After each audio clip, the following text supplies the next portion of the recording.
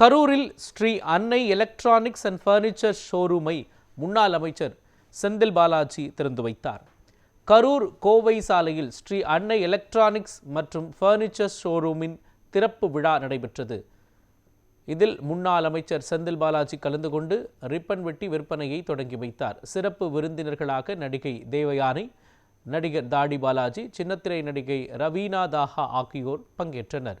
முன்னதாக விழாவிற்கு வந்த முன்னாள் அமைச்சர் செந்தில் பாலாஜிக்கு நிர்வாக இயக்குனர் கீதா மணிவண்ணன், பகலவன் ஆகியோர் சால்வை அணிவித்து வரவேற்றனர்.